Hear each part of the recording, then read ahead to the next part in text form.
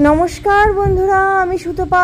দেখো চলে এসেছি আজকে সুতপার কথা নিয়ে। সুতপার কথাতে আজকে কি করেছি দেখো। এটা হচ্ছে উপমা। এটা যদিও বহু পুরনো রেসিপি, তবে আমি আমার মতন করে করেছি। কি করে করেছি সেটাই তোমাদের সাথে শেয়ার করব বলে এসেছি। এর জন্য আমি কি কি নিয়েছি দেখো। নিয়েছি হচ্ছে সুজিগুলোকে আমি চেলে নিয়েছি। আর নিয়েছি কতগুলো সবজি, দেখো বিভিন্ন রকমের সবজি। তোমাদের কাছে আরও কিছু থাকলে দিতে পারো। স্যালাডের ঘরে যা যা থাকবে সব দিয়ে দেওয়া যাবে। তার মধ্যে নিয়েছি আমি প্রথমে পেঁয়াজ, দেখো ক্যাপসিকাম, মটরশুঁটি, গাজর, টমেটো আর কটা কারি পাতা।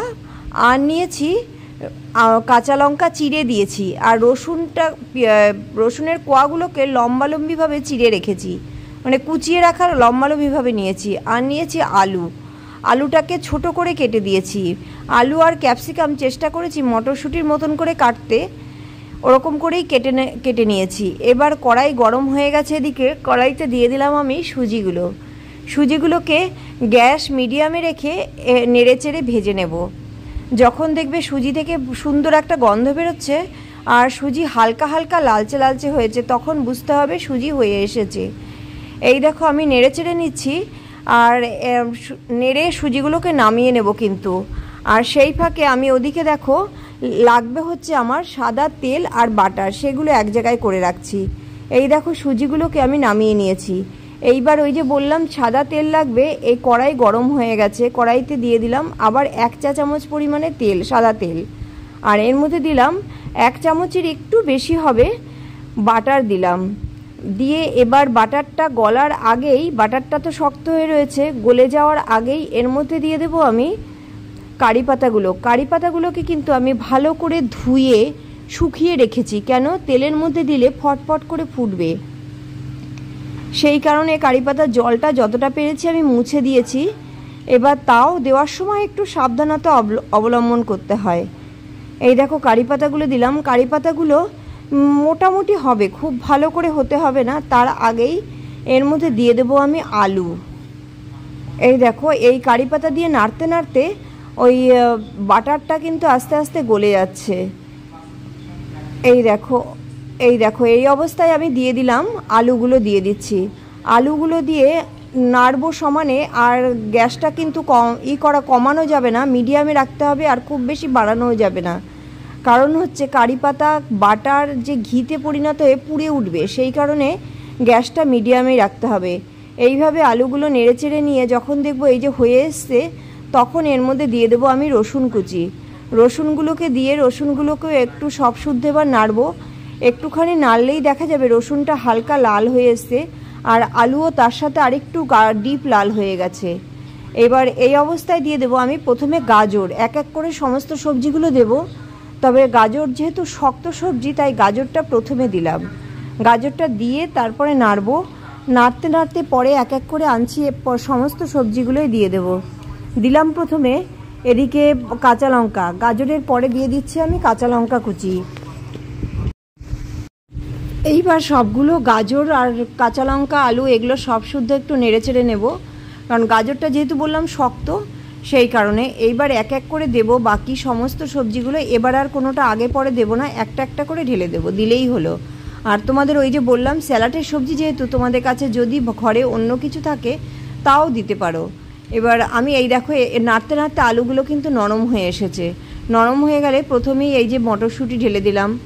এইবার মটরশুঁটির পরে পেঁয়াজ, ক্যাপসিকাম, টমেটো, মটরশুঁটি দিয়ে আগে নাড়াচাড়া করে নিচ্ছি। সবগুলো দিয়ে দেবো, দিয়ে ভাজা ভাজা হতে হবে এগুলো। আর এইটা ভাজা ভাজা করতে করতে তোমরা প্লিজ চ্যানেলটাকে সাবস্ক্রাইব করে ভিডিওটাকে লাইক দিয়ে দাও।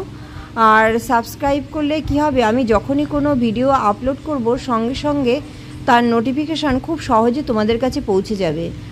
আর একটা সাবস্ক্রাইব আর একটা লাইক আমাকে রান্না নিয়ে যে এক্সপেরিমেন্ট করার আগ্রহ, সেটা শত গুণে বাড়িয়ে দেয়। সেই কারণেই বলছি যে প্লিজ একটা সাবস্ক্রাইব আর লাইক দিয়ে দিও। এই দেখো সব সবজিগুলো এক এক করে কিন্তু আমি দিয়ে দিলাম। এইবার সমস্তগুলো নাড়বো। নাড়ার পরে কিন্তু খুব বেশিক্ষণ অপেক্ষা করব না, লবণ দিয়ে দিলাম। লবণ দিয়ে নাড়বো। নেড়ে নিয়ে এর মধ্যে সুজিটা দিয়ে দেবো।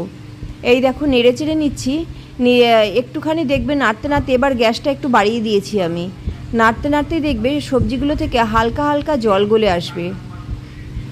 এবার যেই জল হালকা হালকা গলবে তখন সুজিগুলো দেব, আর জল গলা অবধি একটু অপেক্ষা করতে হবে। গ্যাসটা বাড়ানো আছে তো, খুব তাড়াতাড়ি হয়ে যাবে, মিনিট 2 লাগে। এই যে এই অবস্থায় দিয়ে দিলাম এই যে সুজিগুলো।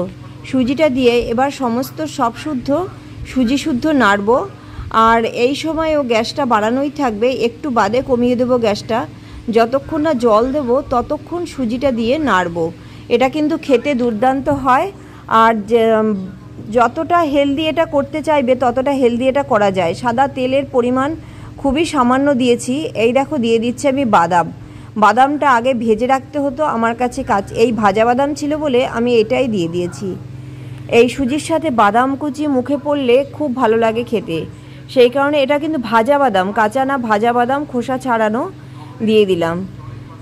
এইবার এগুলো নেড়েচেড়ে নিয়ে দিয়ে দিলাম একটু চিনি। চিনি আর লবণের যে ব্যালেন্স সেটা ঠিকঠাক রাখতে হবে। সুজির মধ্যে যদি ব্যালেন্স ঠিক না হয় চিনির, তাহলে কিন্তু খেতে খুব একটা ভালো লাগবে না।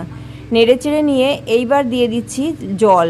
জলটা কিন্তু বেশ খানিকটা দিতে হবে, সুজিতে জলটা টেনে নেবে, সেই কারণে একটু কাদা কাদা হবে, সেই অবস্থা অবধি জল দিতে হবে। ঝাল সুজি হলে কিন্তু জল আমরা আরও কম দিতাম, কিন্তু যেহেতু এটা একটু উপমা হবে, একটু কাদা কাদা হবে, সেই কারণে জলের পরিমাণটা বেশ খানিকটা দিয়েছি।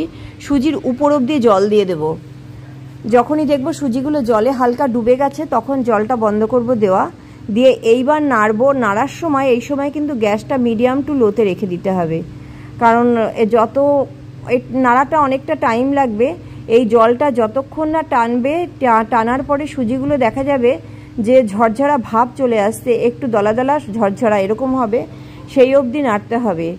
এতে আর কিচ্ছু লাগবে না। আর একটুখানি এর টেস্টের জন্য লাস্টে একটা টিপস আছে, দুটো জিনিস মেশাবো, সেটা আর একটু নেড়েচেড়ে নেই, তারপরেই দেব। এই দেখো এটা মোটামুটি হয়েই এসছে, আর কিচ্ছু নেই, বাকি নেই। সবজিগুলো যেগুলো পরে দিয়েছি, যেটুকুনি কাঁচা কাঁচা থাকে, এই সব শুদ্ধ নাড়তে নাড়তে দেখবে সেই কাঁচা ভাব কেটে যাবে, আর ওর যে রসটা সুজির মধ্যে ঢুকে যাবে। সুজিটা খেতে দুর্দান্ত লাগে। এই যে আমার মোটামুটি হয়ে গেছে। এই অবস্থায় দিয়ে দিলাম বিট লবণ। ওই যে বললাম দুটো টিপস আছে, বিট লবণ আর দেবো আর একটা গোলমরিচের গুঁড়ো। এটা দিলে পারে এর টেস্ট আরও বাড়িয়ে দেয়, অনেকটা বাড়িয়ে দেয়, বিট লবণ আর গোলমরিচের গুঁড়ো। বিট লবণটা যতটা লবণ লাগবে লাস্টে ততটা শুধু বিট লবণই দেবো। আর দিয়ে দিলাম গোলমরিচের গুঁড়ো। গোলমরিচের যে ঝাল, মুখে যদি ওই দানাগুলো পড়ে, দুর্দান্ত লাগে খেতে। অবশ্যই ট্রাই করবে এবং আমাকে কমেন্টস করে জানাবে রেসিপিটা কেমন হয়েছে। এটা আমার রেডি। এবার এটাকে আমি পরিবেশন করে দেব। এর সঙ্গে কিচ্ছু লাগবে না, শুধু এই উপমাটাই প্লেটে বেড়ে চামচ দিয়ে দেবো, ব্যাস, আর কিচ্ছু লাগবে না। অবশ্যই ট্রাই করবে কিন্তু। সবাই ভালো থেকো।